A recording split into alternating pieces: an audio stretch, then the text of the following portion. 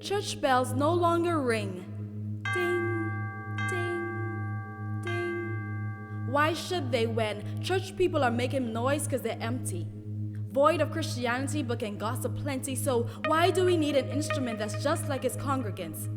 Like how we shout and go wild in the audience when the lights flash and music blaze and the guests take center stage. So moved by the feel, many attempt cartwheels. So high from being drunk, others pass out. Tap dancing their heel to the perpetual rhythm of the beat. The only difference from them and the world is that they shout, I receive, only wanting to be entertained on Sunday and fall faithless every other day.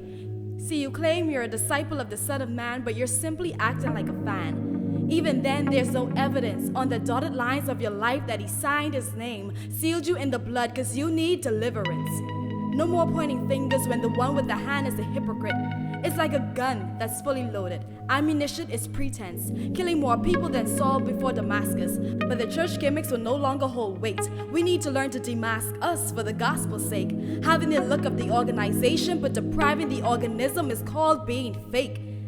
Just like we can be Christians and not be saved, not understanding that there are levels to this grace. Check it. Judas was like that black raven, never roamed in the sky but hung around long enough to signify that Jesus was to die. He never slithered on the floor or made a hiss, but he definitely knew the sound of a kiss. He took his own breath, polluted by the atmosphere of deceitfulness and vain pursuit. But if he had showed up on Sunday, I bet he looked pretty good in the suit. That's some of us. May not have the strength to take our own life, but don't have the strength to get it right either. We'd rather hold a microscope over the one that holds the mic, but won't allow the reflection of the light to bounce into our own eyes, not realizing that being the church is about first having a relationship with the one that can save. But like a fish, we're not willing to be scaled. Nah, cause they got open doors with closed hearts. This is where we part. I was looking for more than just a service, and this service is a disservice with y'all spewed these pews. I'm churched out. I don't love God any less, but y'all Pharisees, as far as I see, just a bunch of prophets who only worry about profits instead of reaching the people. This runaway bride has lost her way. More focus on the ceremony than matrimony. God, they only want the bouquet and not what you say. That's on your word. Your mission has been rest down. So many Christians die from friendly fire. I don't think this is my fight, Lord. So I'm still carrying my cross. I just choose to do it alone. I visit your house, but it doesn't feel like my home. So consider me unchurched. Cause they got open doors with closed hearts, and this is where I part. Why you all up on me? Take a minute and see through my lens, my iris. You say that I risk everything when I don't attend on a regular. Can't you see that the body is temple? Since my body is his temple, then why should I indulge in the local assembly with you, saint? Are the mindset of so many people.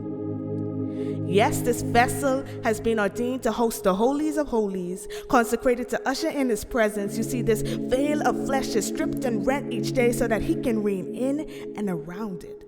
Remember, the church.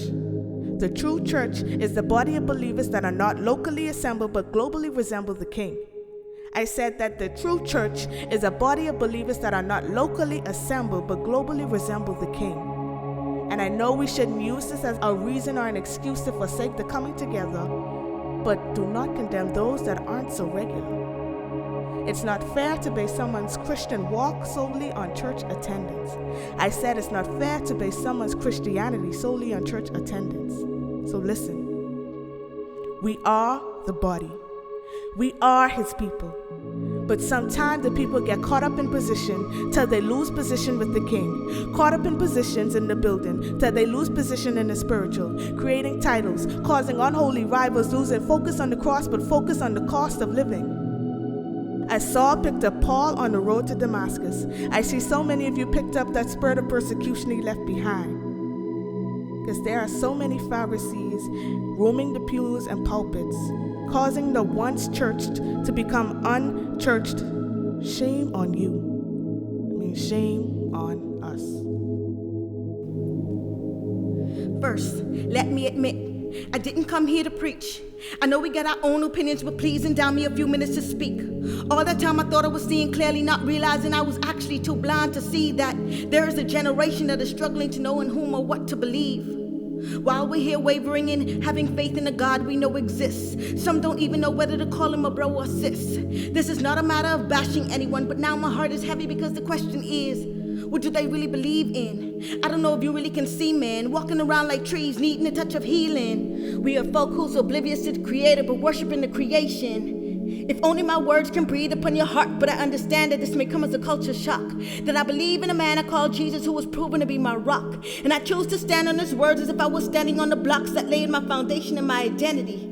And believe it or not, whenever I called on his name, I attained a level of sanity. I'm not trying to force what I believe in on you, but just how my perspective was broadened, I just want to broaden your views. Truth be told, many of us believe in things because we want something to follow. Why not follow a voice that called you into existence and he promised you a hope for your future, even if it's for tomorrow? Just trying to instill some faith in you. And faith is still knowing and believing in something you cannot see.